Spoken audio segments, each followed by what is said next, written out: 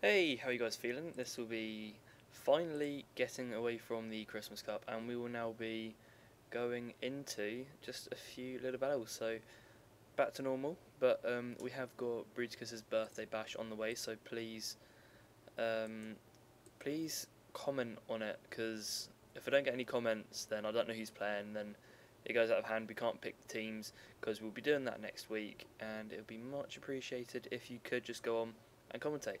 Or comment. Let me just find the battle, because since the, where is it? There it is. So since the tournament, I played a few 1v1s, a few 2v2s. Haven't really been playing too much at the moment. I have got some exams next week, but I'll try and keep these battles rolling. And this is just about what I played a fair while ago now, and I think I have got Max187 as a friend. I'm pretty darn sure he is in our clan. I think I spoke to him as well. Damn it. I'll have to check now. I'm so sorry for bringing up the Steam menu. Damn it, I definitely know I've added him. I'll check later.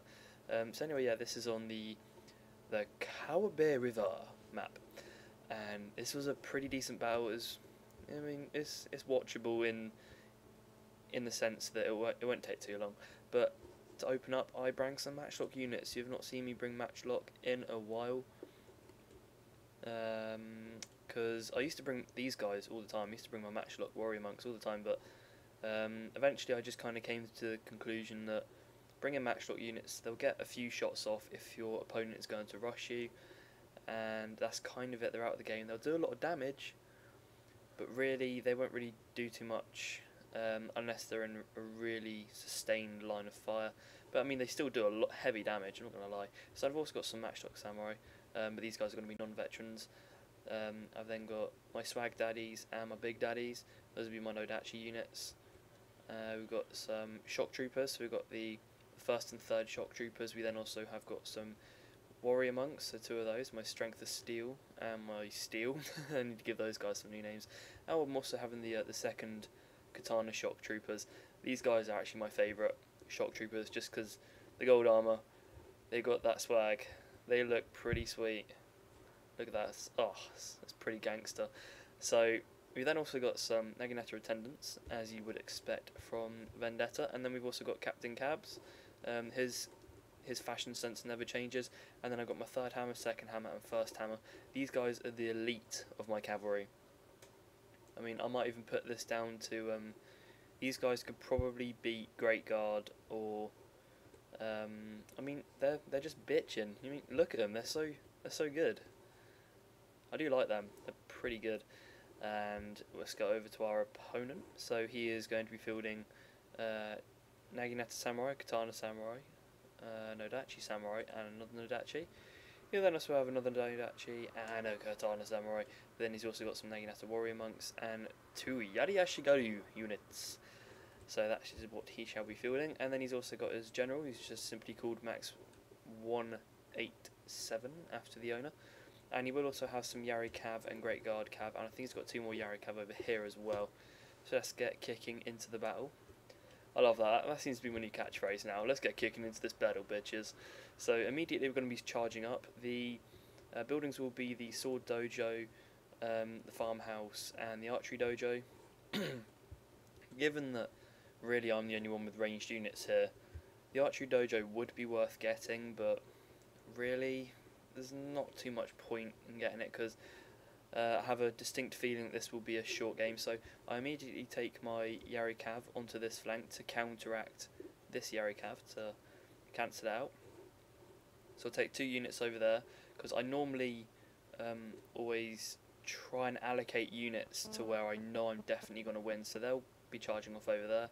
These guys will come over here and take the Sword Dojo before he gets up, because I have got some Matchlock units, so that'll put me in a bit of a disadvantage, because obviously he can just charge up willy-nilly, whatever, but I have to have a sort of set position. These guys need to be in position to be able to fire, and if I'm charging him around the place trying to get right up here, it won't work, and he'll get up there, and he'll get this Sword Dojo bonus, which won't be great.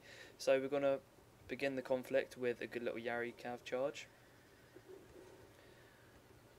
There's an array of colours here. It's very, very nice. And I will, in Vendetta style, just take these guys around the back and hit from the side, unless I just kind of keep them on the flank to deter them.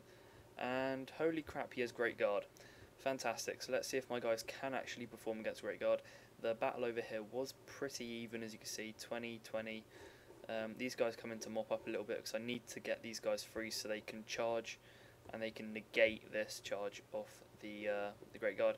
These guys will have better sustain because of the melee attack. So he does charge up his Yareshigari, which is kind of pointless.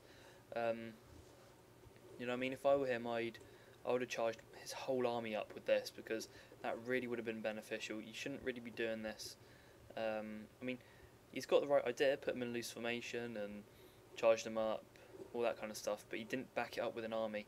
Never throw away units like this because they were never going to get to the Matchlock units, which is why I didn't retreat them. So they were never going to get up there. So you've really got to back it up with this solid infantry, which he looks like he has got some pretty good infantry. And I mean, if they were backing up at this point, his men would have been across this flat. My Matchlocks would have only shot his crap units, and he'd be firing away at me. So he did win this flank with his Great Guard cav. Great Guard is so OP, but you know that's what you pay a whole retainer for. You have to have retainers, I think, to use Great Guard. I don't really use it too much, just because my cav is bitching anyway. But yeah, I mean, he's going to start to charge at me, so I'm going to unleash all these Matchlocks. As I said, these guys are good. They'll only get a few shots off, though, before you do get charged. I should have really kept these guys in for longer, but I'm a bit of a wimp. And yeah, and then I'll charge these guys in. Now, my problem with my formation is that I never seem to charge very well.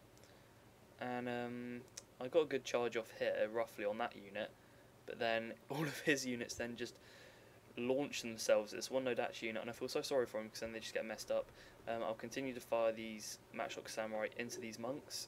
I did rush forward because he had the cavalry advantage, so he had mobility. And I had to rush forward and wipe his army out before he managed to back up with his cavalry. So this is kind of how the battle plays out. We then get into a grind out battle, but I think just because my units have got superior stats, I think that was really what kind of won me this battle. I mean, these guys have all got 21 melee attack, No-Dachi and my katana units, so they've all got like 21 melee attack, so they're going to be able to chomp up all of his units. Really, whenever you're going against someone, I don't think he was much higher off me. Yeah, I mean, it says here he's 6, but it's probably about 7 or 8. My one says here that I was 7, but I was about 8 or 9, so I was probably about 2 ranks ahead of him. But whenever you play someone who's a fair amount ahead of you, you should always bring a lot of units, not necessarily veterans, but a lot of units, and that is very, very helpful if you can do that. So there's the battle. We managed to win it. Vendetta is now a legendary hero, or like leader or whatever, so it's rather fitting. I said Vendetta. Captain Cabinet. Captain Cabinet is now a legendary leader, which means that all my guys get a lot more morale, basically. So, I mean, I think base morale is around 14 for like monk and katana units. I can't really remember. I think it's +2 morale or something if you've got a legendary leader, which is a big help. As I said before, you don't really want to be going for stuff like melee or bow generals. I mean, they can be good, especially bow generals, not so much melee, but yeah, I mean, the reason leadership generals are so good is because with only bow and sword generals, what you're doing is that you're only upgrading one unit in your army, but if you go for a legendary leader, you're essentially upgrading every unit in your army, so that is definitely a key idea to always bear with.